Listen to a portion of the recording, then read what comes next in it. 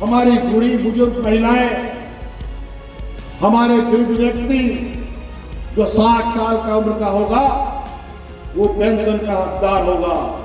उसमें एपी और बीपीएल का जरूरत नहीं पड़ेगा, सभी को पेंशन मिलेगा। हमारी सभी विधवा महिलाओं को पेंशन का लाभ मिलेगा।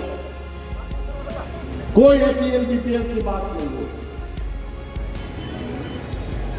आपने देखा,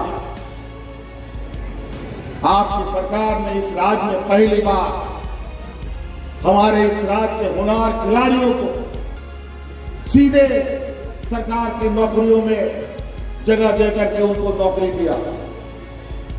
क्यों 5 साल बीते, 5 साल में नहीं हुआ?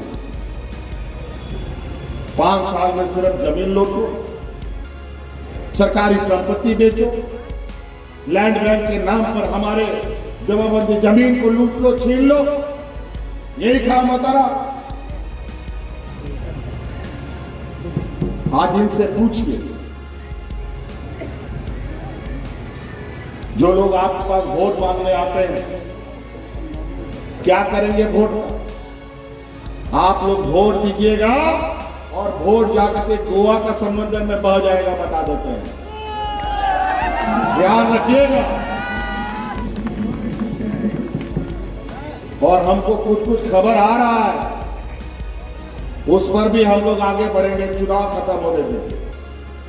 क्योंकि मजदूरों का जो दर्द हमने देखा है, मजदूरों को मरते हुए जब हमने देखा है, आज यहां हमारे मधुपुर देवीपुर में कुछ लोग सक्रिय हैं जो यहाँ के मजदूरों का सौदा करके दूसरे राज्यों में बेचने का, उनके तनख्वाह को खाने का काम कर रहा है।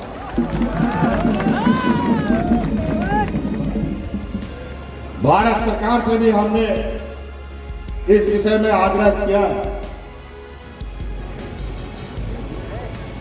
कि इस राज्य के मजदूरों को ख्याल रखा जाए, मजदूरों के लिए कड़ा कानून बनाया जाए ताकि उसका कोई भी कहीं भी किसी भी देश या राज्य में शोषण ना हो सके। लेकिन भारत सरकार चुप है, क्योंकि भारत सरकार की कई इकाई विभिन्न राज्यों के मजदूरों का ले जाकर के शोषण करती है।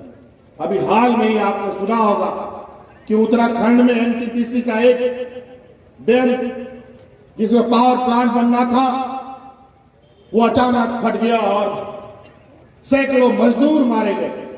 उसमें झारखंड के भी कई मजदूर मारे गए हैं। उसका कोई लेखा जोखा नहीं है। हमारे पास कुछ घटनाएं सामने आई, अभी उस विषय को भी लेकर हम केंद्र शासित सरकार से इस राज्य के मजदूरों के हक अधिकार की लड़ाई लड़ेंगे। आज इसीलिए हमने मधुपुर विधानसभा के किसान, मजदूर, नौजवान, माताएं, बहनों के गांव तक पहुंचने के लिए हमने एक पुल का निर्माण किया है और उस पुल का नाम है हफीजुल हसन। हम हफीजुल हसन की आंखों से यहां की जनता को देखेंगे और हफीजुल हसन के हाथों से आपके अधिकार को आपके दरवाजे तक पहुंचाने का काम करेंगे।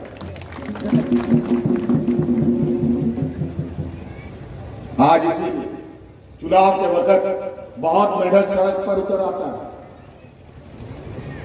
बहुत कांव चाव करेगा।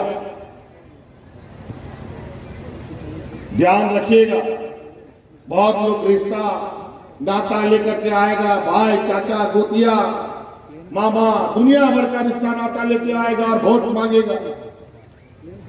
सब रिश्ता अपनाइएगा, लेकिन वोट अपने आने वाला पीढ़ी, अपना घर द्वार, खेत बाड़ी को देख करके ही वोट दीजिएगा। कौन इसका रक्षा कर सकता है, कौन ये लोग खेती बाड़ी से कोई लेना देना नहीं है। खेती बाड़ी से लेना देना होता तो आज महीनों से किसान दिल्ली में धरना नहीं दे रहा होता, सैकड़ों किसान मर गए, पूरा ठंड बीत गया, अब गर्मी आ गई, अब बारिश भी कुछ समय के बाद आ जाएगा। लेकिन केंद्र सरकार भाजपा के लोगों की आंख में एक बूंद आंसू नहीं करता। इस देश अन्नदाता के प्रति अगर इनका इतना क्रूर रवैया है तो गरीबों के प्रति कितना क्रूर हो सकता है, आप अंदाजा लगा सकते हैं।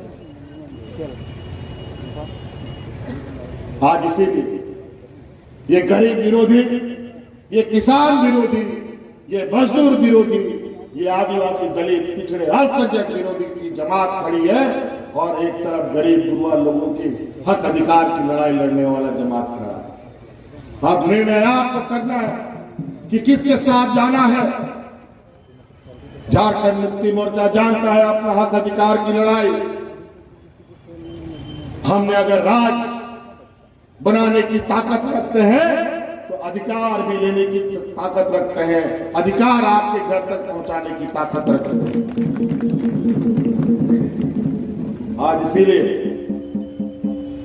आप सब लोगों से निवेदन करने आए हैं, आग्रह करने आए हैं। आप लोगों ने कई चुनाव देखा है, कितनी बड़ी बड़ी बातें करते हैं। मधुपुर जिता दो, भाजपा की सरकार बनाएंगे, मौजूदा सरकार को उखाड़ फेंकेंगे। अजीब हालत है। इनकी आदत तो ऐसा हो गया है, सरकार बनाना तो लगता है कि इन लोगों का एक ऐसा जुनून सवार हो गया है कि वह जिसको मत तिसको जहां मन तहां कान मरड़ दो। लेकिन उनको गलत फहमी झारखंड मुक्ति मोर्चा से पाला नहीं पड़ा है। इस वजह से 20 सालों तक जिस तरीके से छल प्रपंच करके ठग करके इन लुटेरों ने राज को बर्बाद किया, आज उसी का दर्द की वजह से 2019 में इस डबल इंजन की सरकार को उखाड़ कर लोगों ने गुजरात में फेंक दिया। और आज पहली बार 20 सालों में इतनी मजबूत सरकार इस राज्य में बनी है। और यही वजह है कि आपके लिए हक अधिकार आप तक पहुंचाने का, आपके सपनों को पूरा करने में इस वैश्विक महामारी में भी ये सरकार लगी हुई है।